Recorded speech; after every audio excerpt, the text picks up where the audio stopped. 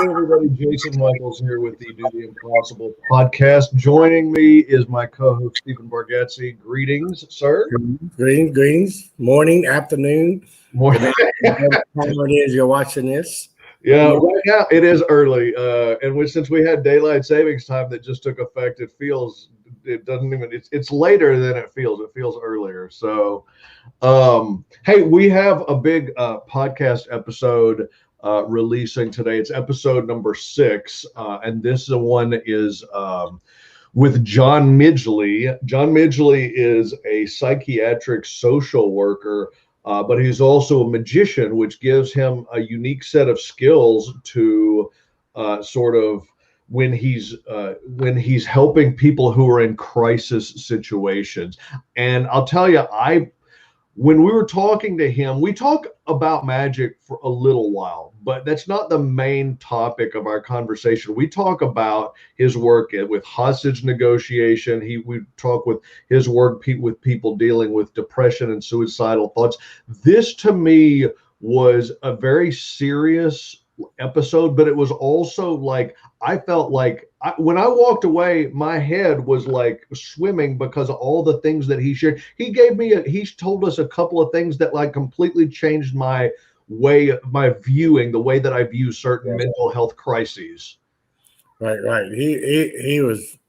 He's definitely a professional and knew what he was talking about, and I thought it's a great episode.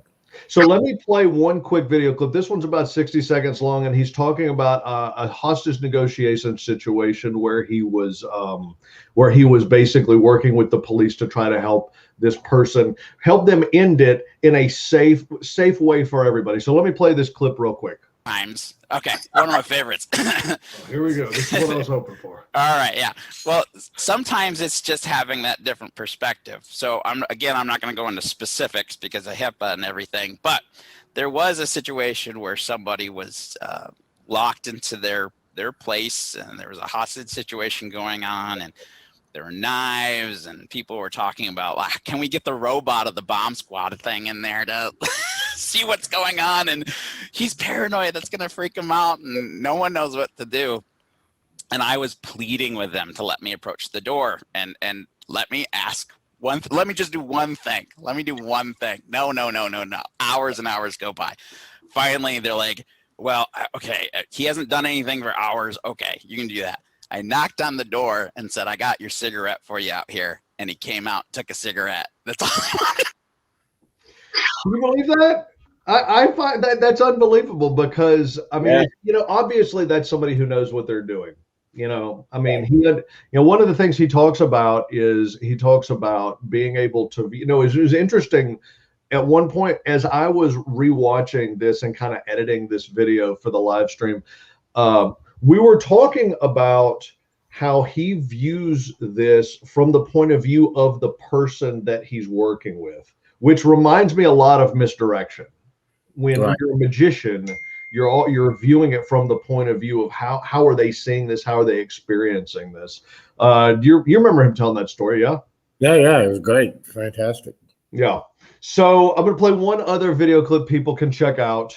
And this one is a little bit longer, but this blew my mind. Like literally after he told us what he said, it completely changed my point of view on the topic. And it's a serious topic, but I think it's important in today's world where we're coming out of the pandemic here very slowly. People are getting vaccinated. People are starting to do things, but there's still people dealing with a lot of mental health issues. So let me play this clip real quick and we'll get your take on it.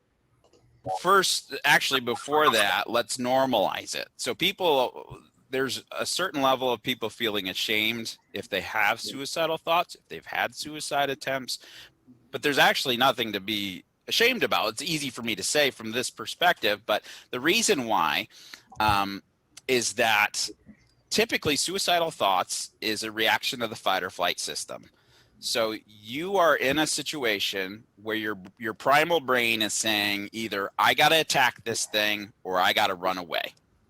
So if a person's stuck and there's nothing to attack, so I got to flee and get out of here, but there's no way for you to flee or get out of there, that's where, well, if I'm not alive, I can get out of this situation. So ironically, suicide can be an effect of a survival mechanism. Wow. So if you put it into those terms for someone, okay, my brain's doing what it's supposed to do. So let's recalibrate, and if you can find a different way to get out that doesn't involve death, then other options show up. And I could go into more statistics of if you change one element of somebody's plan for suicide, typically they won't go through with it because your will to survive is so strong and so ingrained that will take over. It takes a lot of effort to actually override your survival instincts. Things to look for. And again, we are all susceptible to these things. If someone suddenly is losing a lot of interest in things, a lot of performer friends of mine I've talked to on the phone or Skype or Zoom, and they're feeling depressed because they're extroverts and they're not getting kind of emotionally recharged by doing the things that they do. And so they're home and their emotional battery is draining, and then they don't have the energy to really do things because they aren't getting rejuvenized, and that can disrupt your sleep and that can disrupt your appetite. So if you notice someone stops taking care of themselves, no longer really bathing. Now, this is a pandemic, so if people aren't changing out of their pajamas, it might just be because it's a pandemic, but you can always ask. There's no harm in, hey, I just want to make sure you're okay. I noticed X, Y, and Z. If somebody starts gaining a lot of weight or losing a lot of weight, that's typically showing you there's been a change in appetite. And if someone is losing a lot of weight real fast and stops eating, that is very, very concerning. Somebody is not sleeping or so anxiety ridden that they're going days without sleep, that's a big red flag. And another thing to know is if you do go days without sleep, everybody is susceptible to start having hallucinations. It doesn't mean you have schizophrenia. It doesn't mean you have something else. Just anyone who goes long enough without sleep will start hallucinating. And if you can't take care of yourself because you just haven't gotten adequate rest or whatever it may be, that's another big significant red flag. People making up excuses why they can't spend time with you or talk to you, and they're always busy, always got something else to do, yet they're never doing anything. That's a red flag. And the biggest of the red flags, they start giving stuff away. So if you know someone and they're suddenly giving away possessions that you wouldn't expect them to give away, like the Nashville incident, right? There was that guy, he gave away his property right before he did what he had done to somebody in California. So there's a bunch of little signs there. And if you notice that something is happening or you are concerned or you just have a feeling, sometimes just your instinct, because you know somebody enough, your subconscious may be like, something's not quite right. And you just ask, are you okay? I just want to make sure you're okay. I want you to know that you're important to me, and I'm just concerned. And if you're okay, that's great. But if you're not, I want to know, because I want to be there to be able to help you. And that's really that's the first step into bridging that lonely island, so to speak. So there you go. What do you think, Stephen? Well, I just noticed he had a cat calendar. And I don't think I noticed that before. That's a little upsetting about John.